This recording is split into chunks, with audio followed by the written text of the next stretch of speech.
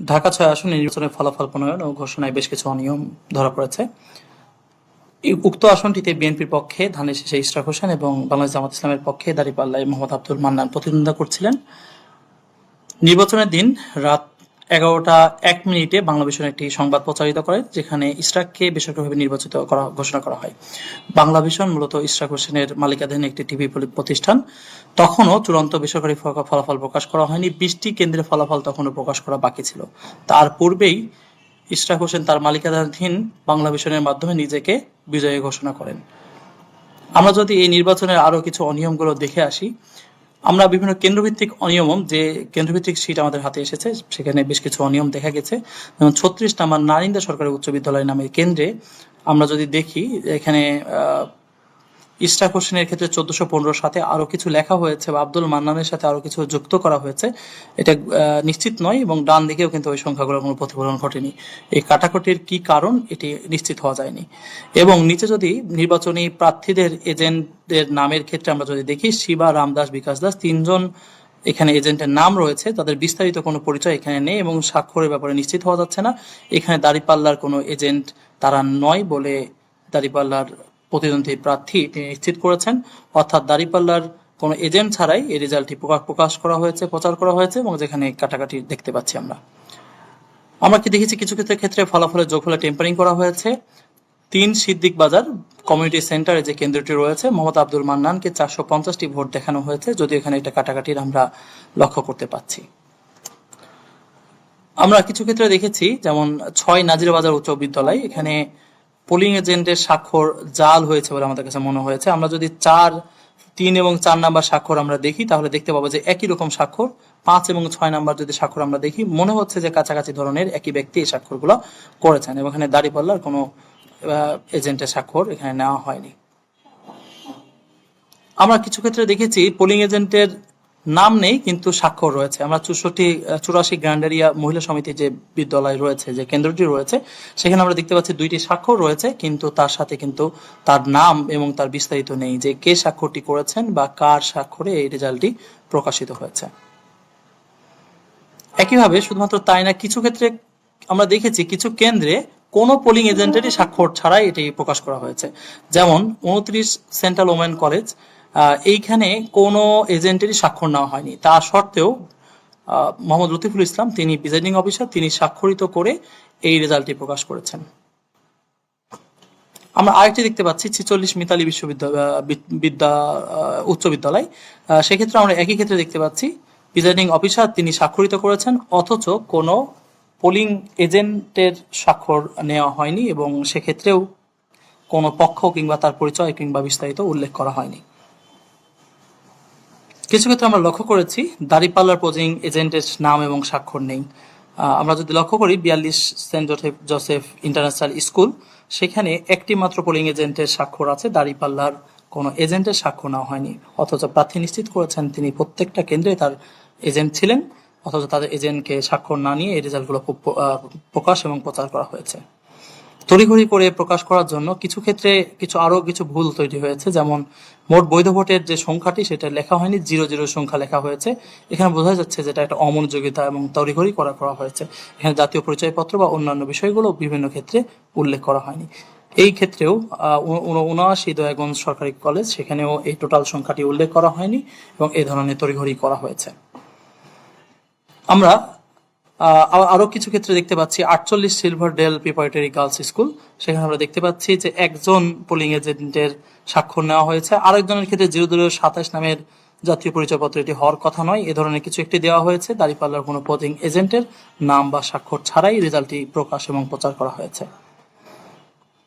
আমরা আগেরগুলোতে দেখেছি প্রত্যেকটা ক্ষেত্রে ভোট কেন্দ্রের নাম বা অন্যান্য বিষয়গুলো মূলত প্রিন্টেড, এবং এটি মূলত রিটার্নিং অফিসার থেকে জানানো হয়েছে, টাইপ করা শীট সর্বত্র সরবরাহ করা হয়েছে। কিন্তু আমরা ৯৭ গ্র্যান্ডেরে দেখেছি এটা টাইপ করা নয়, বরঞ্চ হাতে লেখা একটি শীটের মাধ্যমে রেজাল্ট প্রকাশ করা হয়েছে, যেটি একটি অন্যগুলোর সাথে অসামঞ্জস্য বলে আমাদের কাছে লক্ষণীয় হয়েছে। কিছু ক্ষেত্রে পেন্সিলের মাধ্যমে লেখা হয়েছে এবং কোনো স্বাক্ষরও নেই। আপনারা যদি দেখেন ৫৫ কবি নজরুল সরকারি কলেজের এখানে কোনো পোলিং এজেন্টের স্বাক্ষর নেই, সেক্ষেত্রে কিছু নাম আছে। অসুবিধা হচ্ছে যে এইখানে আপনারা যদি লক্ষ্য করে দেখেন ভালো বোঝা যাচ্ছে কিনা, এটা পেন্সিলের মাধ্যমে লেখা হয়েছে, যেটা যে কোনো সময় মোচনীয়। আমরা যদি সেই ভিডিওটা দেখি এখানে বোঝা যাবে যেটা মোটামুটি পেন্সিলের মাধ্যমে লেখা হয়েছে, এবং পেন্সিলের মাধ্যমে লেখা হওয়ার কারণে এই যে বিষয়টি যে কোনো সময় মুছে আবার পরিবর্তন করা সম্ভব। কিছু ক্ষেত্রে আমরা দেখেছি যে এখানে কার্বন কপি ব্যবহার করা হয়েছে, এবং কার্বন কপিতে স্বাক্ষর আবার মূল স্বাক্ষর ব্যবহার করা হয়েছে। তো সেই বিষয়টি আমরা নিশ্চিত নয় যে কেন এটি ব্যবহার করা হয়েছে। 81 মনিজার রহমান গার্লস স্কুলে এটি ব্যবহার করা হয়েছে। কোনো কোনো ক্ষেত্রে দেখা গেছে যেখানে পোলিং এজেন্টের জাতীয় পরিচয়পত্র বা প্রতিদ্বন্দ্বী প্রার্থী কারা সেই বিষয়টি উল্লেখ না করেই মূলত এই রেজাল্টগুলো প্রকাশ করা হয়েছে। এমনও দেখা গেছে যে প্রিজাইডিং অফিসার যিনি ওই কেন্দ্রের প্রধান, যেমন জামিয়া আরাবিয়া মাদ্রাসা যেটা, তা ওনার স্বাক্ষর ছাড়া এটা প্রকাশ করা হয়েছে, যেখানে অবশ্য জাতীয় পরিচয়পত্র এবং প্রতিবন্ধী প্রার্থীদের এজেন্টেরও বিস্তারিত নেই, তবে প্রিজাইডিং অফিসারের স্বাক্ষর ছাড়াই কিন্তু এই রেজাল্টটি প্রকাশ করা হয়েছে। সামগ্রিকভাবে আমরা দেখতে পাচ্ছি যে কিছু কিছু কেন্দ্রে রেজাল্ট কাটাকাটি করা হয়েছে, যোগফলে কাটাকাটি করা হয়েছে। কিছু ক্ষেত্রে আমরা দেখেছি কোনো পোলিং এজেন্টেরই স্বাক্ষর নেই, কিছু ক্ষেত্রে দেখেছি যে আমরা প্রিজাইডিং অফিসারের স্বাক্ষর নেই, কিছু ক্ষেত্রে দেখেছি যে একজনের স্বাক্ষর আছে, কিছু ক্ষেত্রে দেখেছি জাল স্বাক্ষর তৈরি করা হয়েছে, কিছু ক্ষেত্রে আমরা দেখেছি যে পোলিং এজেন্টের বিস্তারিত নেই, কিছু ক্ষেত্রে দেখেছি দাঁড়িপাল্লার এজেন্টের স্বাক্ষর নেই। সামগ্রিকভাবে এই কেন্দ্রভিত্তিক যে ফলাফল যে শীটগুলো, সেখানে আমরা দেখেছি যে ব্যাপকভাবে এগুলো জালিয়াতির বা কোনো ধরনের অনিয়ম করার চেষ্টা করা হয়েছে। এই অনিয়মগুলোর ক্ষেত্রে নির্বাচনের দিনই ফলাফল স্থগিতের জন্য আবেদন করেছেন আব্দুল মান্নান, কিন্তু সেটি কোনো প্রতিকার উনি পাননি। এবং একই সাথে আরো কিছু গুরুত্বপূর্ণ অভিযোগ তিনি নিয়েছেন যে ইশরাক হোসেনের মালিকানাধীন ভবনে মূলত নির্বাচন অফিস ছিল, এবং সে ব্যাপারে তিনি আপত্তি জানিয়েছিলেন। অনেকগুলো কেন্দ্রে বাতিল ভোট উল্লেখ করা হয়নি, যা বেশ অস্বাভাবিক বলে তিনি দাবি করেছেন। প্রিজাইডিং অফিসার নিয়োগে তিনি অনিয়ম এবং পক্ষপাতমূলক আচরণের কথা বলেছেন, এবং এই সংক্রান্ত তিনি আবেদন জমা দিয়েছেন। মহিলা কেন্দ্রের ফলাফলের ক্ষেত্রে দীর্ঘসূত্রিতার মাধ্যমে অনিয়ম করা হয়েছে বলে তিনি দাবি করেছেন। বিশেষ করে মহিলা কেন্দ্রে একটা বড় ভোট জামাত ইসলাম বা দাঁড়িপাল্লার আছে বলে তিনি দাবি করেছেন, এবং দীর্ঘসূত্রিতার মাধ্যমে এই ফলাফলগুলো পরিবর্তন করা হয়েছে। এবং একই সাথে ইশরাক হোসেন তাকে নিজেকে বিজয়ী ঘোষণা করেছেন, তখনও 20টি কেন্দ্রে কোনো ফলাফল আসেনি। এমতো অবস্থায় তিনি আবেদন করেছেন 12 তারিখ দিবাগত রাতে তিনি আবেদন করেছেন, এবং দিলেও সে ব্যাপারে কোনো ব্যবস্থা নেওয়া হয়নি। তিনি 12 তারিখে আবেদন করেছেন জাল ভোটে সহায়তাকারী যে কর্মকর্তা, তার বিরুদ্ধে তিনি ব্যবস্থা নেওয়া হয়, এবং সেটা রিসিভ করা হয়েছে, কিন্তু কোনো ব্যবস্থা নেওয়া হয়নি।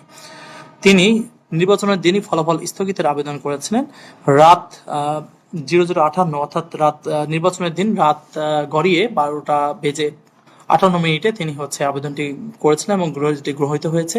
তিনি এখানে জানিয়েছেন যে প্রাপ্ত ফলাফলের সাথে প্রিজাইডিং অফিসারের বিবরণী অসঙ্গতি রয়েছে, কিছু ব্যালট বা ভোটের চূড়ান্ত ফলাফলে প্রতিফলিত হয়নি, পূর্ব এবং পরবর্তী সময়ের তথ্যে পার্থক্য রয়েছে, অনেকগুলো কেন্দ্রে বাতিল ভোট নেই, এবং প্রিজাইডিং অফিসারের ব্যাপারে তিনি বলেছেন যেখানে অনিয়ম এবং পক্ষপাতিত্ব রয়েছে।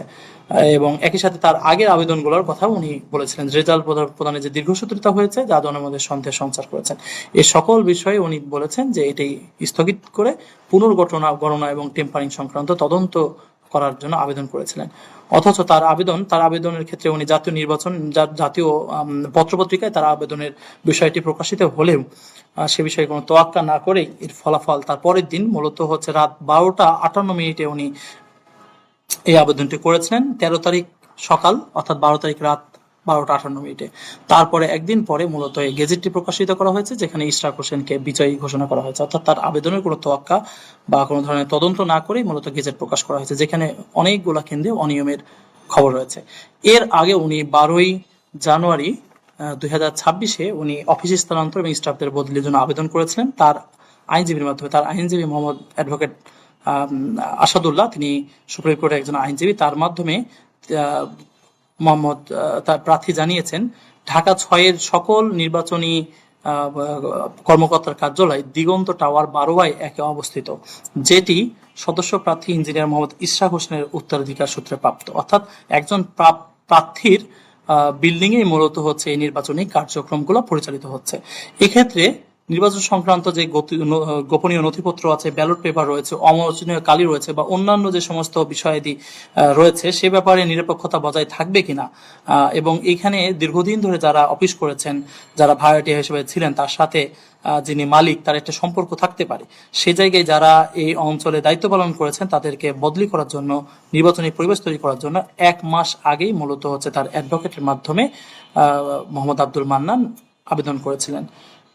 এবং শুধুমাত্র তাই না, 14 তারিখ আবেদনের পরে আবারও তিনি 21 তারিখ বিভাগীয় কমিশনে গেছেন এবং প্রথম আলোর নিউজে আমরা দেখতে পাচ্ছি তিনি বলছেন যে এই ব্যালটগুলো বা অন্যান্য যে বিষয়গুলো, সংবেদনশীল সব বিষয়গুলো রয়েছে, উপকরণের নিরাপত্তার ঝুঁকি পড়তে পারে এবং সেক্ষেত্রে এ ধরনের নির্বাচনের স্বচ্ছতার ব্যাপারে তিনি বলেছেন। 21 তারিখে তো যখন তিনি গিয়েছেন, তিনি জেনেছেন যে তিনি যে আবেদন করেছিলেন সেটি সেটি সেটি পাওয়া যাচ্ছে না এবং এর ফলশ্রুতিতে আবারও আবেদন বা আবারও ওই কপির প্রেক্ষিতে পরবর্তীতে একটি ব্যবস্থা নেওয়া হয়। তিনি অন্যান্য নিউজগুলোতেও, সমকাল বা অন্যান্য নিউজগুলোতে এই ব্যাপারে বিস্তারিত এসেছে এবং সেক্ষেত্রে 21 তারিখে তার যাওয়ার পরে মূলত রিটার্নিং অফিসার বা বিভাগীয় কমিশনারের কার্যালয় থেকে একটি চিঠির ইস্যু হয়। সেক্ষেত্রে এই আবেদনটি প্রয়োজনীয় ব্যবস্থা গ্রহণের জন্য প্রেরণ করা হয়, অথচ তারপরেও কিন্তু এর কোনো ব্যবস্থা নেওয়া হয়নি। অর্থাৎ একজন প্রার্থীর বাসায় বসে নির্বাচনী কার্যক্রম পরিচালনা করা হয়েছে, এত নিরাপত্তা বা এত এই বিষয়ে ঝুঁকি থাকা সত্ত্বেও, প্রতিদ্বন্দ্বী প্রার্থীর আবেদন থাকা সত্ত্বেও এ বিষয়ে কোনো কর্ণপাত করা হয়নি। একসাথে তিনি 2 তারিখেও রিটার্নিং অফিসারের সাথে দেখা করে লিখিত অভিযোগ দিয়েছেন। তার পক্ষে এজেন্ট মাহবুবুর রহমান নির্বাচনের পরিবেশে এবং বাধার অভিযোগ দিয়েছেন লিখিতভাবে। 11 তারিখে তিনি সহিংসতার অভিযোগ তুলেছেন এবং সে বিষয়ে তিনি সংবাদ সম্মেলন করেছেন, বিস্তারিত বিভিন্ন সংবাদে প্রচারিত হয়েছে। শুধুমাত্র তাই না, 11 তারিখ প্রিজাইডিং অফিসারের উপর হামলা হয়েছে এবং যেটি ইশরাকের আসনে মূলত বিএনপির পক্ষ থেকে এটা হামলা হয়েছে বলে বিভিন্ন পত্রপত্রিকায় এসেছে এবং তার ভিডিওগুলো বিভিন্ন জায়গায় প্রচারিত হয়েছে।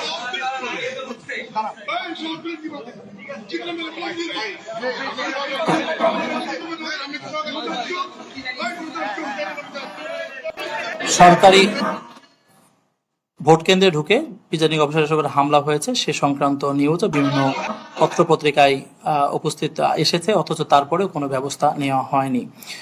11 তারিখ প্রিজাইডিং অফিসারের উপর হামলার বিষয়ে সংশ্লিষ্ট জায়গায় আর্মি ব্রিফ করেছিল এবং তারা এই ঘটনাটি ট্যাকেল দেওয়ার চেষ্টা করেছেন। 12 তারিখ সকালে তিনি পোলিং এজেন্টদের খালি বাক্স না দেখিয়ে এই ভোট শুরু করার অভিযোগ করেছেন।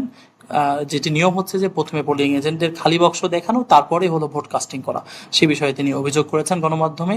এবং একই সাথে তিনি যে ভোট কেন্দ্রের স্বচ্ছতা তা নিয়েও কিন্তু 12 তারিখ 10:15 তিনি অভিযোগ করেছেন, যেটিও চ্যানেল 24 সহ বিভিন্ন পত্রপত্রিকায় এসেছে।